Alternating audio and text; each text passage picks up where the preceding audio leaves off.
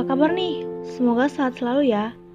Kenalin, saya Roslina Elsie Hombing dengan NIM 2108531010 dari Prodi Biologi Fakultas Matematika dan Ilmu Pengetahuan Alam Universitas Udayana. Dalam kesempatan ini, saya membuat podcast tentang transformasi inovasi masa kini melalui pendekatan sains dan teknologi guna mendukung Sustainable Development Goals dalam bidang pendidikan.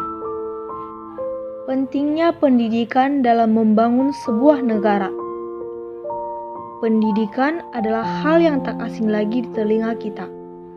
Pendidikan yang berkelanjutan memiliki banyak peranan penting dalam kehidupan negara.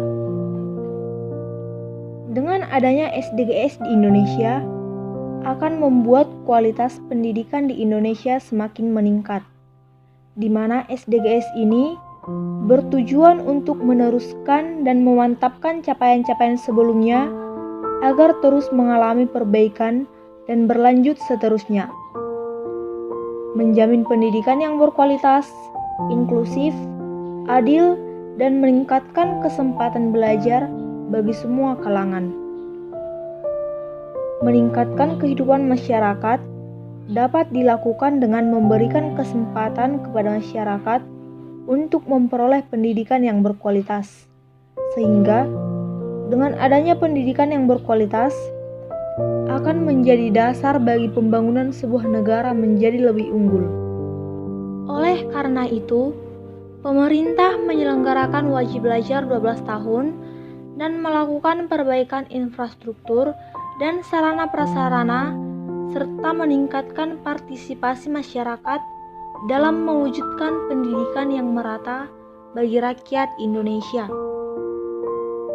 Seperti yang kita tahu, bahwa pendidikan tidak hanya untuk kepentingan individu, tetapi juga untuk kepentingan masyarakat. Tidak ada negara yang hebat tanpa pendidikan yang hebat.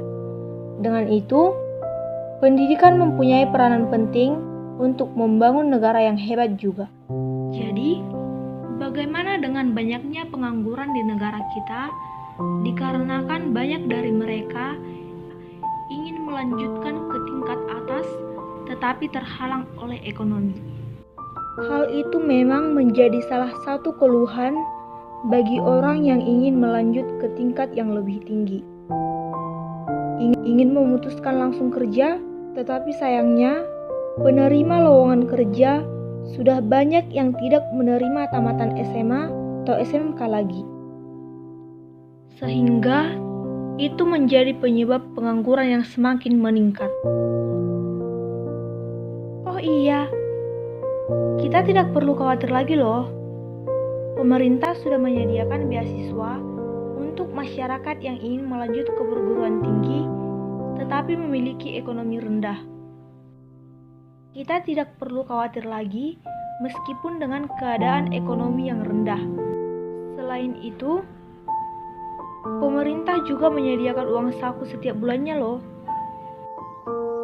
Nah, pemerintah sudah semakin mempermudah kita untuk mencapai pendidikan yang berkualitas dan berkelanjutan. Tetapi, pemerintah juga berhak mencabut beasiswa itu loh, dengan alasan jika kita tidak mampu minimal mempertahankan nilai kita untuk tetap dinilai yang baik. Untuk mencegah itu, kita harus terus bergiat belajar. Tidak hanya sebatas mendapat nilai baik, tetapi kita juga harus ikut membangun negara kita menjadi lebih unggul lagi. Ketika pendidikan di negara kita sudah berkualitas, mungkin saja banyak hal buruk yang bisa dimusnahkan. Contohnya, mengakhiri kemiskinan, meniadakan kelaparan, dan masih banyak lagi. Tetapi, yang menjadi tantangan terbesar yang kita hadapi adalah bagaimana menjamin pendidikan yang berkualitas di masa pandemi sekarang ini. Di Indonesia, dampak dari perubahan proses pembelajaran dari tatap muka ke daring belum dapat disimpulkan secara meyakinkan. Banyak studi yang menunjukkan bahwa dampak pembelajaran daring tidak selalu baik, apalagi jika terdapat kesenjangan akses terhadap infrastrukturnya, khususnya di negara kita ini. Akibat COVID-19, sistem pembelajaran jarak jauh diimplementasikan secara sangat tiba-tiba. Akibat dari itu, tentunya pemberlakuan belajar online dilakukan secara tidak memadai. Di sisi lain juga, selain keterbatasan kuota internet, yang menjadi tantangan dalam pembelajaran daring yaitu kesenjangan akses internet yang berdampak serius untuk kualitas pendidikan, apalagi jika pembelajaran daring ini berlangsung cukup lama. Tetapi, untuk mengantisipasi hal itu, perlunya menciptakan strategi pembelajaran yang adaptif terhadap kondisi pandemik saat ini. Perlu adanya program peningkatan berbagai alat dan media pembelajaran jarak jauh. Perlunya memperluas penggunaan dana BOS untuk membantu pembelian paket internet serta peminjaman perangkat komunikasi untuk anak dari keluarga tidak mampu. Mungkin jika hal ini sudah dilakukan dengan baik, keamanan proses belajar mengajar menjadi meningkat dari sebelumnya. Kita juga bisa mengambil dampak positif dari pembelajaran jarak jauh ini.